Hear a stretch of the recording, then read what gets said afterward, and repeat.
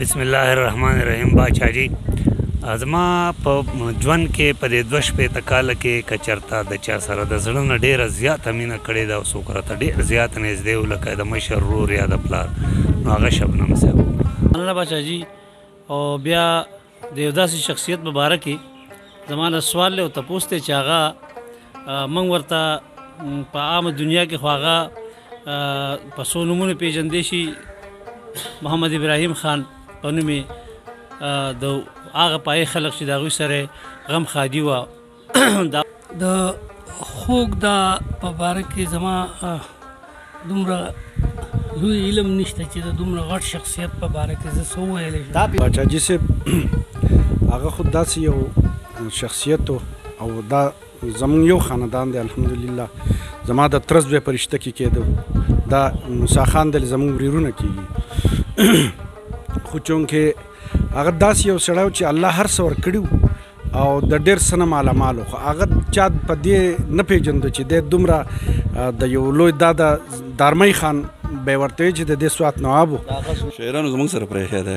ورسره نه دی پرېښی. پرون زما خیال کابل قیس صاحب ته خو لاره ګیله وکړه چې عباسین صاحب دې راغلي وو تاسو ته یې وکړه که نه او دلته رانغلو داسې نور داسې ډېر مېلمانه چې هغه اوس دلته راشي دلته نه راځي.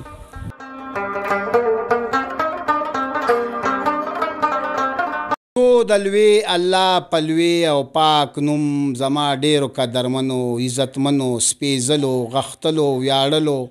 پښتنو افغانانو وروڼو او خویندو زه یم ستاسو باچا جي ستاسو صابر شاه صابر ستاسو په غږ یور وایس ټي وي لندن کې د لوی پښتونخوا غږ شاملوم. قدرمنو ملګرو راغلی یم د سوات په دوره راغلی یم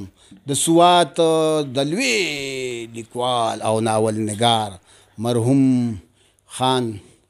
ابراهیم خان شبنم خان آف اشاړي حجرې ته راغلی یم.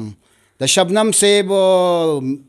میوزیم هغه تاریخي میوزیم کې ولاړ یم کم چې هغه په خپل ژوند جوړ کړی او د کروړونو روپو سرمایه یې لګولې وه او هغه میوزیم کې چې هر قسم نایاب او نادر سیزونه هغه ایښي وو رنګ په رنګ ټوپکونه رنګ په رنګ وسلې رنګ په رنګ تاریخي کلمي کتابونه او دغه رنګ قسمه قسم لوښي لرګي او نایاب د سوونو کالو د رباب منګي د موسیقۍ آلات دا هغه لوی شخصیت دی چې د یو ښه لیکوال سره په خپل کلتور خپل ادب خپل فولکلور او خپل ثقافت مین پښتون ابراهیم خان شبنم د پښتو په هغه یو څو مشرانو کې شامل و چې دا اجره کومه اجره چې زه تاسو ته وسخیم په دې اجره کې به هغه لوی خلک راغوښتل میلمه دوست حد نه زیات میلمه دوست پښتون یعنی د هغه اجره کې به هر وخت 10-8 میلمانه ناسو. د راغلی یم د هغه بچو له ګورم تپوس کوم چې د هغه بچي هم هغه رنګ میلمه دوست دي که نه د هغه بچي هم هغه رنګ ادب دوست دي که نه او د هغه بچي هم د خپل کلتور د خپل فرهنګ د دې اساسي د دې پاتې شوي اساسي خیال ساتي که نه. د ابراهیم خان شبنم صاحب په ژوند جوړ شوی دا یو تاریخي میوزیم یا عجایبګر دی چې زه تاسو ته دا په یقین سره ویم چې په دې نږدې علاقو کې به دومره تاریخي میوزیم بل چا ذاتي نه جوړ کړي یعنی په دولتي سویه په حکومتي سویه خو دا ممکن کیدی شي خو په دولتي سویه دا صرف خان ابراهیم خان شبنم صاحب ممکن و چې وکړو ځکه چې زما په اندازه په دې باندې کروړونه روپۍ هغه په ژوند لګولې وې او که تاسو دې میوزیم ته راغئ نو دا به تاسو بیخي حیران شئ چې دې کې دا رنګ یو څیز هم دی چې هغه په 15 لک روپۍ په ژوند اخیستی دې میوزم باندې خبرې کوو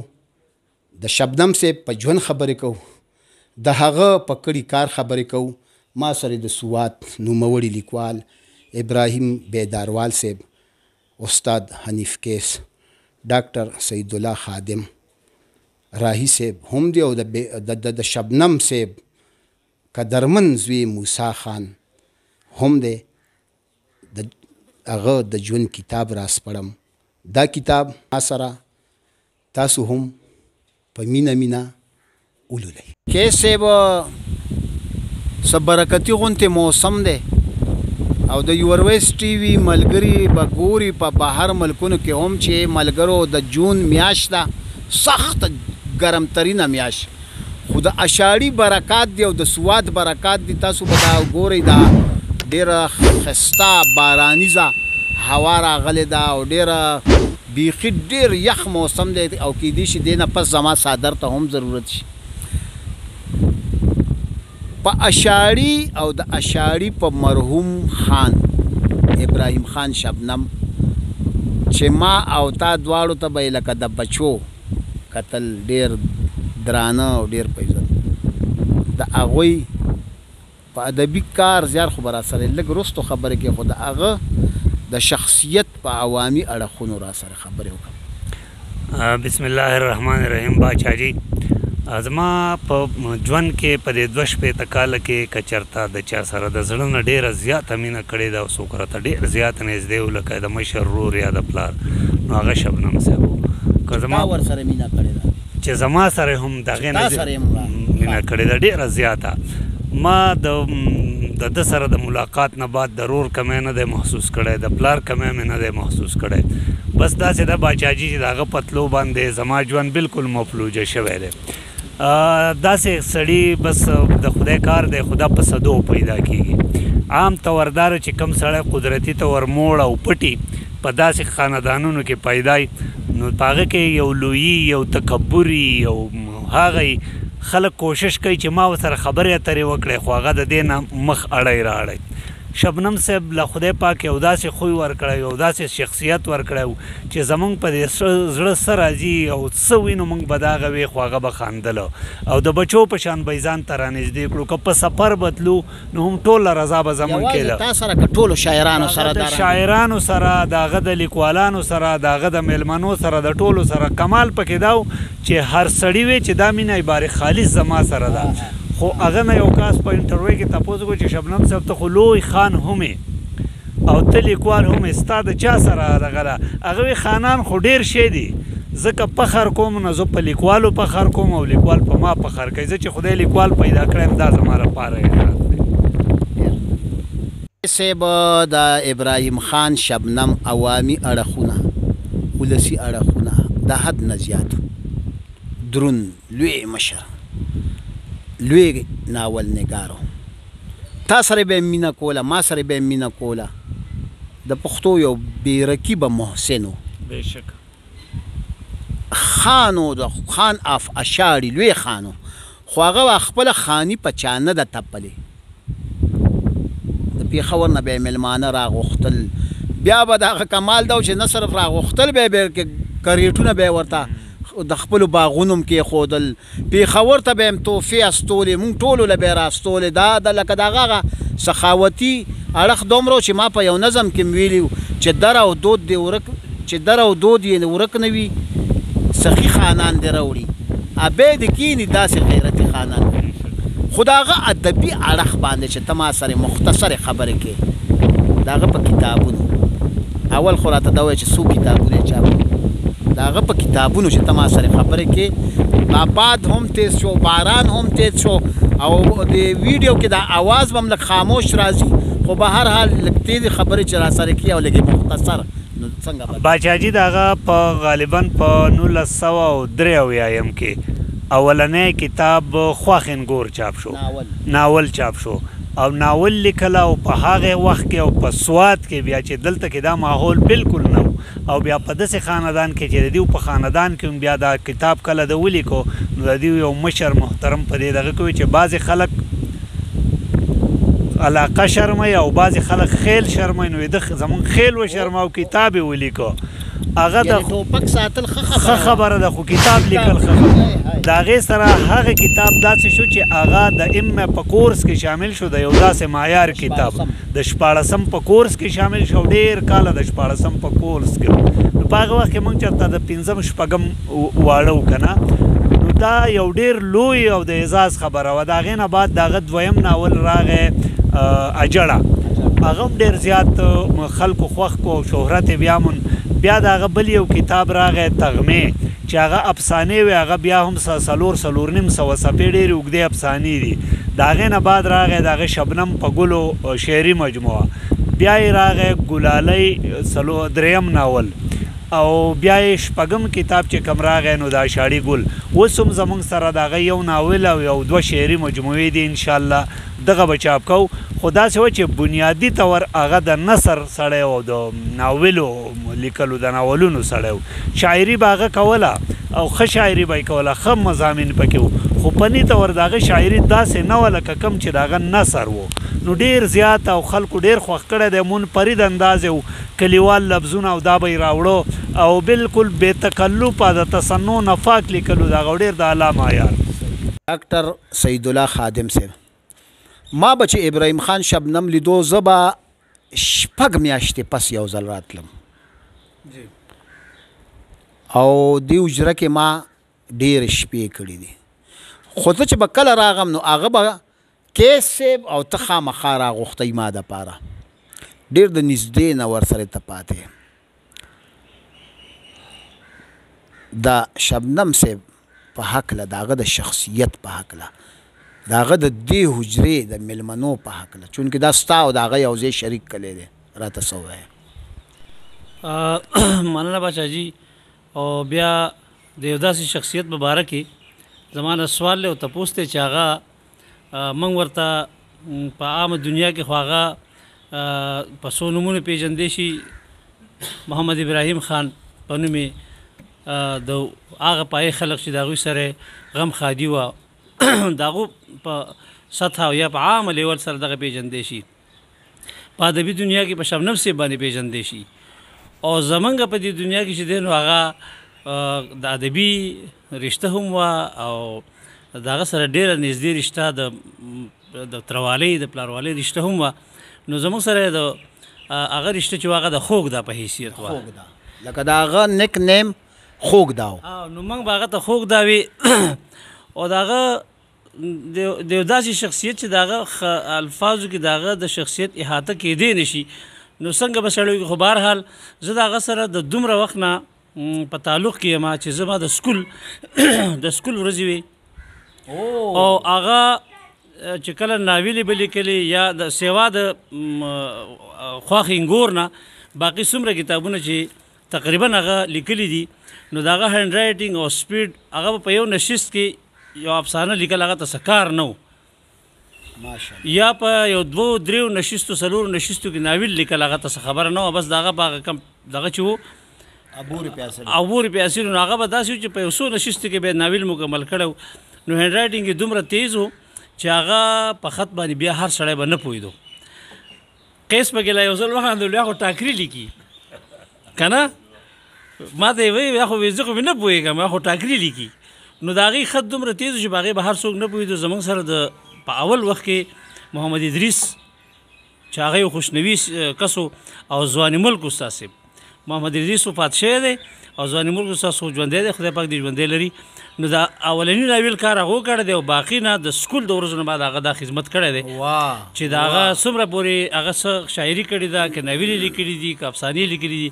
نو هغه ما فیر کړي دي او هغه ما خپل خط ته راړولي دي د یو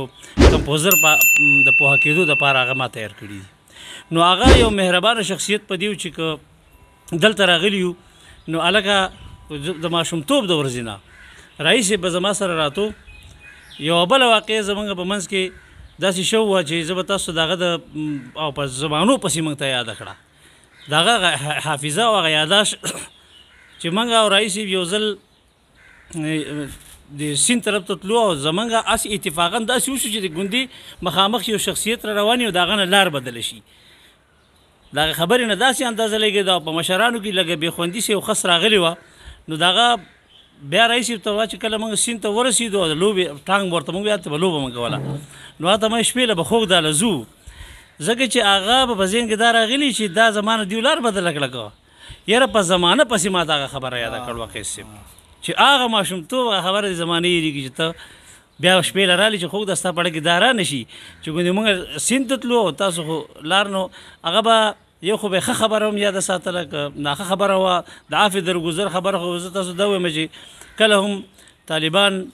پسپا شو او دا ملک د دغې خبرې نه وزګار شو نو چا وایي چېرې اوس به څه کېږي نو هغه یې زموږ سره خو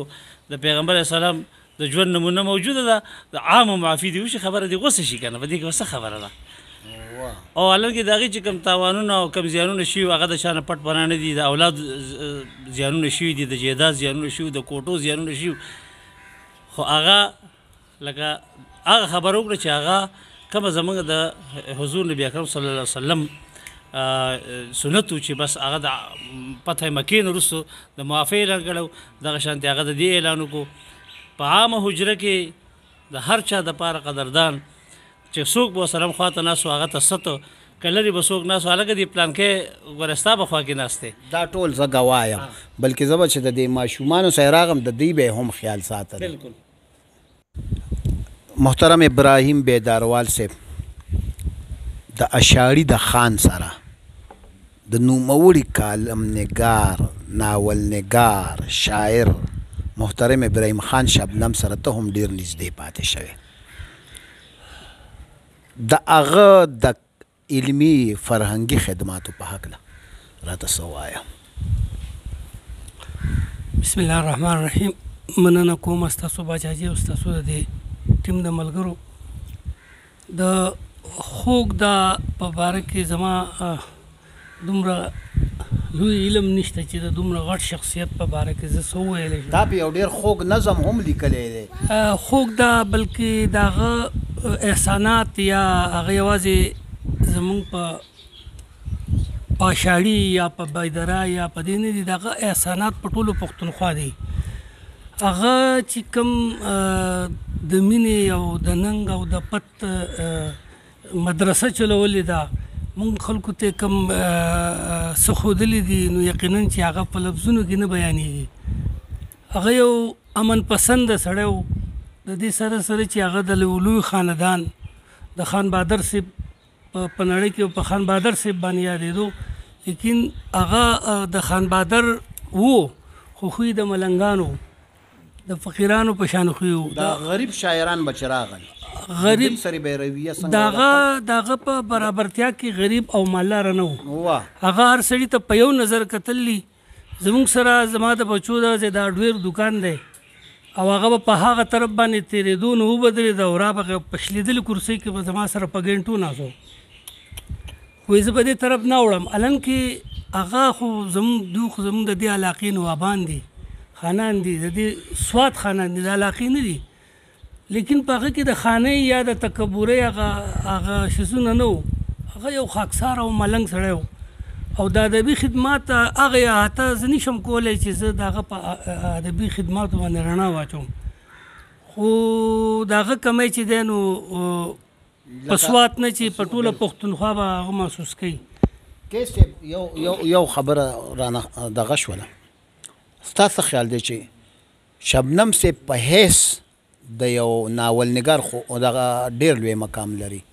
او د هغه په 14 کورس کې ناول په حیث د یو شاعر د جدید غزل یا د جدید نظم لار او کړنلاره شبنم صاحب خپله کړې وه که نه د هغه او ماغه د غزل او د نظم آهنګ او انداز کلاسیک طرف ته ورته زما خو خپل دا خیال دی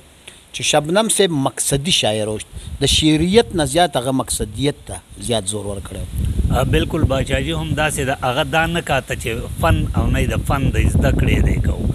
کوشش به یې دا کوو چې یاره داسې خبره چې د هغې نه د قام ته ملت ته زما خلکو ته څه پیغام ورسي څه فایده ورسي دا یې نه کاته چې په دې کې فني ښایست راغی او فني ښایست راغلی خپل د زړه خبرې وې چې په داسې انداز ورسي چې د هغه د شعر په وجه باندې د هغه پیغام ورسي او د قام اصلاح وشي. په نثر کې هم دا کوشش کړی دی او په نظم کې هم دا کوشش کړی دی. د قلم جهاد هغه کړی دی قام د اصلاح. البته په غزلو کې داسې و چې رومانوي دغه پکې هم ډېر زیات و، د مینې محبت خبرې پکې هم ډېرې زیاتې وې. نو زیات کوشش هغه دا کړی دی که د مینې محبت یې نو هم په داسې انداز کې دی وشي بې ساختګي او د تصنع نه پاکه شاعري به یې کوله. عبدالجبار راهی صاحب د دې علاقې ته هم یې او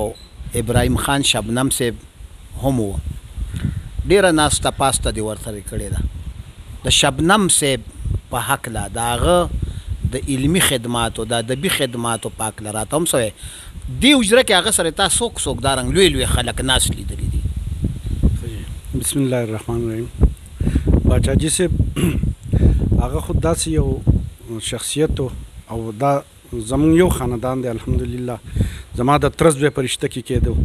دا موسی خان د زمون وريرونه کېږي. خو چونکې هغه داسې یو سړی چې الله هر څه ورکړي او د ډېر څه نه مالامال و، خو هغه چا په دې نه پېژندو چې دی دومره د یو لوی دا د دارمۍ خان به یې ورته وایي چې د دې سوات نواب و، د هغه نوسی وجي او د حبیب خان د هغه خپل نوم حبیب خان و او دا د عبدالحمید خان زمونږ د کلي چې الحمدلله ډېر لوی مقام لري او ډېر د ډېر لرې پورې بلکې په پاکستان کې کراچو پورې خلک پېژني. دا د هغه دویم نمبر زوی و او د هغه چې دی نو د دلته کې چې د هغه سره کم خلک کېناستو د علاقې او د حکومت پاکستان غټ غټ خلک لکه مثلا په طور باندې ایس پی یا ڈی آئی جی یا داسې نور کمشنران دا به ټول راتلو د دیو سره به ناستو. خو چونکې هغه دا خبره چا نه ده محسوسه کړې چې دی دومره لوی سړی دی. هغه به د وړوکي سره د وړو خوی کړی دی، د لویو سره د لویو او د جرګو سره د جرګو. داسې یو جرګمار چې داسې یو غټې غټې مسلې غټې غټې خبرې چې دي هغه الحمدلله الله دې وبخي د خدای بخلي په کوشش باندې او په هغې باندې الله پاک هواري کړي دي او هغه دشمنیانې ختمې شوي دي. ما یو نظم پې لیکلی دی نو ما په کوم دا خبرې ټولې راوستې دي، خو چونکې ما ته زما دا ذهن لږ کمزوری دی نو ما ته یاد نه دی. کې صاحب تا ما ته وختي څه وویل چې ما نه څه هېر شول؟ باچاجي داسې ده تاسو تپوس د بیدروال صاحب نه وکړو چې هغه د غریبو شاعرانو سره او د لوی شاعرانو سره به څه دغه کوو. یو پیره داسې مونږ ناسو نو د کراچۍ یو ملګری راغلی او دعوت یې ورکړو چې که تاسو کراچۍ ته رالی نو شبنم صاحب د خدای پاک هغه وایي که مونږ درالو نو مونږ به په زلخالي غمګین ځای ته لاولځو. نو هغې شاعر ورته ووایي چې یاره د هغه خو لکه د ناستې پاسې ځای وړوکی او دغه هغه د ناستې پاسې ځای خو خدای ماله ډېر راکړی، زه خو په سړو پسې ځم په ځای خو زمونږ شته ځکه ځم نو د غمګین ځای ته به ځکه ځم زما خوښ دی. خدای مونږ له هر څه ډېر راکړي. بیا شنګلې ته به مونږ تلو نو ډاکټر فتح خان خانجي الله دې وبخي هغه هم د هغه علاقې ډېر معزز خان و غټه دیره او ډېر ښه سړی و، زمونږ به یې ډېر عزت کوو. دیو سره یې خو د دې خانې هغه تعلقات نو ډېر عزت به یې کوو. خو چې د دې ځای نه به مونږ لاړو نو ده به یې ډوډۍ به هم د لوهار سره خورو، کینو به هم د لوهار سره. فضل رحیم لوهار شاعر و نو موږ به د فضل رحیم لوهار یو وړوکی دوکان و په حق کې به ناسو د انګارۍ دوکان. نو شبنم صاحب به د دې ځای نه ځان سره پروټو کریټونه او پېښور ته به چې لاړو نو د باچاجي سره به ناسو. حالان کې هلته کې به ده ته ځای په ځای یو پیره د سوا چې امیر مقام د لیودي روغو چې تا ته مونږ کور او دا خالي کړي دی او دغه خو ده به وایي چې نه زه ما ته په داسې ځایونو کې سا ډوبېږي دا خو هر څه خدای ماله راکړي دي بې تکلفه زما د داسې خلکو سره ناسته. باچاجي زه به راته وایم زمونږ خو پې داسې لاس بر یو پیره پېښور ته تلي ناڅاپي ما وی کور ته ځو او دې خفه غونته هم شو د شپې 8 بجې وې ما بس زه کور ته ځم چې هغه دغه ته یې ډرایور ته یې ګاډی راغله. موږ د شپې زما دپاره د پېښور په 8 بجې دي ورا روان شو. داسې نه وې چې خدای دې په خیر که موږ ټول په یوه یو ته وایي چې کور ته ځو سله کور ته ځې نو د شپې په 8 بجې ټوله به یې زموږ رضا کوله. چېرته به یې دا نه وي چې زما رضا کې به ناستو نو چې د هغه سره به کوم ډروره یا مزدورانو نو لاول به یې دیو ته د ځان سره به یې کېنول دیو له هر څه ورکه دیو ته ډوډۍ کېده نو لاول به یې چې هغه د ځان سره به یې کېنول دا خلک باریانو چې دا خو خان بهادر صاحب دی مزدور د سره ډوډۍ ته کښېني نو بیا د هغه د مرګ نه بعد دا جاوید صاحب چې دی ناست دی د دې کلي دی دغسې دا موږ او دغه مزدوران یو دا ټولو به چې ژړل نو هر سړي ځان جاړه د هر سړي سره لکه د پلار او د مشر مینه کړې وه. ملګرو یور وایس ټي وي لندن دی راغلی یم اشاړي ته سوات ته یخ موسم دی بهر ډیر باران هم وشولو بیخي یخ موسم دی دا خان آف اشاړي د نوموړي شاعر او ناول نگار ابراهیم خان شبنم مرحوم صاحب په یاد کې دا غونډه ما راغوښتې ده د هغه په لویه او یادګاري او تاریخي حجره کې د شبنم صاحب د ملګرو تاثرات خو تاسو واورېدل د شبنم صاحب دوه زامن دي میکایل خان او موسی خان د بدقسمتۍ نه میکایل خان په حجره کې نشته خو موسی خان هم د هغه تقریبا زیات به د سره ناس او ګرځېدو ورځې ته بتلو نو د موسی خان نه د هغه د ذاتي ژوند په هکله تپوسونه کوو د دې کم میوزیم چې په ړومبه کې ما تاسو ته وښیلو د دې د سړه سینګار هم موسی خان کوي د دې په هکله هم تینا خبرې اخلو موسی خان بره میوزیم مونږ وکتلو لایبرري مونږ وکتله ما ته دا رنګ محسوس شوه چې دا میوزیم دا لایبرري لالا په کومه مینه جوړه کړې وه ما لږ ولیدل دا رنګ لږې خاورې په دې ځینو شیزونو پرتې وې یو فریم دوم پکې ماتو نو دا ولې دا ستا هغه توجه کمه شوله او که څنګه جي دا او مصروفیات هم دي او داروشندان کورې نن سبا دا یو زما خیال دی 15 ورځې وشوې دلته مسلسل طوفانونه وي زما خیال ما هم وسولیدو زور نه وتم نو ټیک به وکړو انشاءالله او د هغه خو دا یو خواهش و د دې په وسط کې په لویوالي کې هم څه نوره کاروي روانه ده انټیک سیزونه اخیستو کې که نه بس سټاپ شوي دي نو خلک را ډېر ډالۍ راکوي اوس زه پرون موږ لنډن ډیرۍ ته تللو نو هلته فضل محمود خان زموږ ملګري دي هغه واده نه ماته وایي چې هلکه یو 2 پیتیان ټوپک مې لیدلي دي په کور کې او بدله زه در کوم یو بونیر کې زموږ یو ملګری دی پروفیسر صاحب نواز پروفیسر نواز صاحب نو هغه لا یو پیتی ټوپک پیدا کړی دی داسې زما یو ملګری دی دیر کې د ټوپک او تاریخي تماشو او ډېر دې نه علاوه دې میوزیم کې نور څه دي هر څه دي پکې مطلب زموږ د کلتور هر څه انچور خاخی جغ ریکارډي باجې زاړه لوښي لاسلونه خانکونه کڼاوې او شمې او زاړه کتابونه قلمي هر څه دي پکې تقریبا دلته کې یو دور د شاعرانو ادیبانو چلیدو اوس زه داسې محسوسوم چې هغه دور کم شوی دی او زما په خیال خپل خیال دا دی چې شبنم صاحب خو به شاعرانو له هم تلو ما له به هم راتلو کیس صاحب لږې سپینې خبرې به هم کوو او بل له به هم تلو خو د شبنم صاحب زامن زما په خیال نوره ښه به ده خو ښه ډېره کوي خو شاعرانو سره یې هغه تګ راتګ پرېښی د دې دا وجه خو نه ده شاعرانو زموږ سره پرېښی دی مور سره نه دی پرېښی پرون زما خیال کابل قیس صاحب ته خو ولله ګیله وکړه چې عباسین صاحب دې راغلي وو تاسو ته یې وکړه که نه او دلته رانغلو داسې نور داسې ډېر مېلمانه چې هغه اوس دلته راشي دلته نه راځي زه راځم که نه راځم تاسو خو راځئ که نه خو اکثر تاسو شاعرانو زه راځم نو ته ولې نه راځې لکه د هغه روایت ولې نه ساتې زه پېښور ته درغلی یم نه یم د هغو د وفات نه وروسته بلکې زما یقین ده دا یو کار وشو چې موږ د کالم پروګرام جوړ کړی دی جاوید راسره شته موږ هغې ته هم نه جوړېږو غم خادي دونه زیاته ده چې شاعرانو سره به هم غم خادي کې او خلک به راځي درله هم خو ته به هم ورځې څه د خیال دی جي اوس موجوده وخت کې ستا په دې کلي کې د پښتو شمه کومه چې ابراهیم خان شبنم صاحب بله ساتلې وه خادم صاحب خو تا سره دی څه ستا خیال دی ستا او ستا د مشر رور په اختیار کې ده دا شمه به بله وساتلی شي که نه انشاءالله خپل آخري کوشش به کوو دا ټول زموږ وروڼه دي زموږ عزیزان دي مونږ خو بالکل د ورورۍ تعلق دی بل سره ساتو څه نغی نو انشاءالله څه کمی نه دو محسوسوي نه موږ محسوسوو د شبنم صاحب اوس کم پاتې کتابونه کلمیت ناچاپ شته شته بالکل شته دي یو ناول زما خیال قیس صاحب ستاسو سره یو شعري مجموعه ده دغه دوه ماته معلوم دي نه نو ولې نه چاپ کېږي لکه کېږي اوس یو تیسیس پې یو جنري کړي ما ته اوس ته ډالۍ هم کړو ما دا چاپ کو انشاءالله روان بل کتاب به چاپ کو هغه څه نوم دی د هغه کتاب د محمد ابراهیم خان شبنم ادبي خدمات د محمد ابراهیم خان شبنم دا به په دې کیمره هم لږ ملګرو ته وښایو دا موږ اوس چاپ کو جي قدرمنو دا آسیا یوسفزی په شبنم صاحب باندې تیسیس د امفل مقاله ده او دا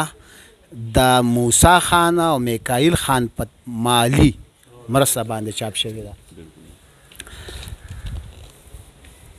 د هغه ځینې چاپ کتابونه هم تقریبا نایاب دي د دې د چاپ هم پکار چې څه غم وشي بالکل به کېږي په نمبر انشاءالله ټول به چاپ کو دوباره او هغه به کله کله څه مالي مرسته هم دارنګ کمزورو لیکوالو سره کوله اوس هم موږ کوو چې خو چې ځینې خبرې د ویلو نه وي او ځینې خبرې پټې سړی کوي قدرمنو ملګرو دا و پخان ابراهیم خان شبنم صاحب یوه خصوصي او مخصوص خپرونه چې د هغه د څنګ د ننګ ملګري مونږ راغونډ کړي وو د هغه کلي ته راغلي وو دومره اوږد د پېښور د کوواټ تر دې اسمان سکه غرونو دا سفر ما هم دې دپاره وکړو چې په خپل دغه چونکې زما هم محسن او ځینې نیکیانې ما سره هم کړې وي نو مایل چې د لندن یونیورسټي وي دا واک اوس د پښتونخوا زما په اختیار کې دی چې د دې لوی پښتون شاعر او ناولنګار